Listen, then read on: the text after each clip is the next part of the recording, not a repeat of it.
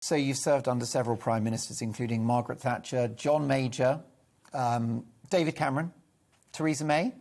So maybe we could go through them one by one. Mrs. Thatcher, I mean, just tell us what it was like being in her presence. Well, she was a goddess, really. And well, I was a very young MP in those days. And when she used to swish past in the corridors with her entourage, I used to stand firmly to attention and face straight ahead and hope that she would go by. And it was terrifying when she would come into the tea room, which she did a lot, actually. And she'd sit down and fix you with her beady eyes and ask you about the money supply figures that morning.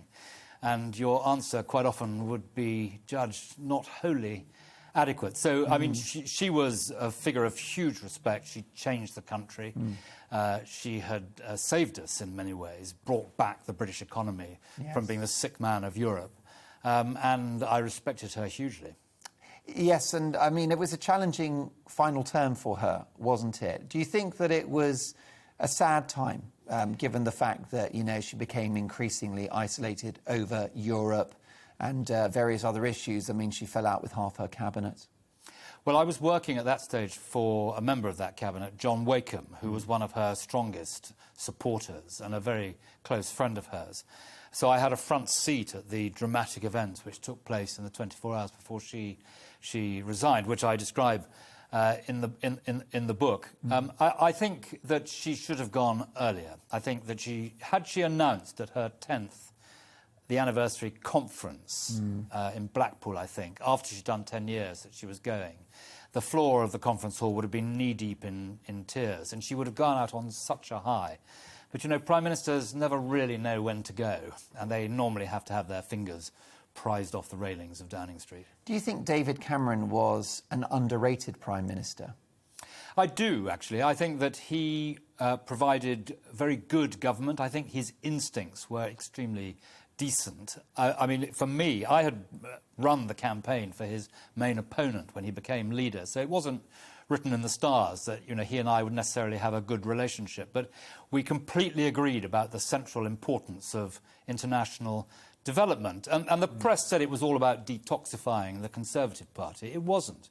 It was because he understood the importance of soft power, where Britain could make a huge reputation for itself and have huge impact at driving down these egregious levels of poverty which disfigure our world. So, you know, in the end, when he asked me to be his shadow development secretary and then development secretary in government, you know, we could complete each other's sentences. So it was a very happy relationship, me working for a prime minister with whom I completely agreed and who always supported me. You know, there were 2 or 3 occasions when someone in Whitehall tried to go behind my back on decisions I was making about international development and went to the prime minister.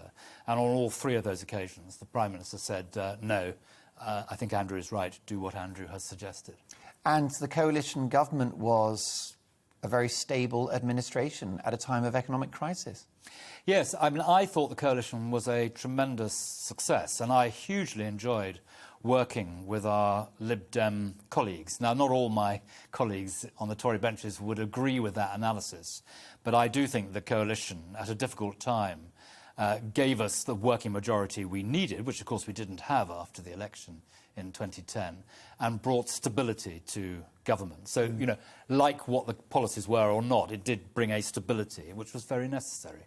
Yes, and I think in the course of the decade that followed the credit crunch, the global financial downturn, I think that the deficit went from 10% as a percentage of GDP down to about 2%, which put us on a strong footing for the pandemic and the economic crisis that would befall us a year and a half ago. Yes, I mean, George Osborne was a very good Chancellor of the Exchequer, and I think that history will treat him better than this sort of ebb and flow of contemporary judgment. I mean, we can debate austerity, the rights and wrongs. Other people think that we should have grown our way out of that particular economic crisis. But the bottom line is that we did have the economic firepower with which to handle the most recent crisis. Yes, it gave us a stability. It meant there was something in the bank to draw down when this terrible pandemic crisis erupted.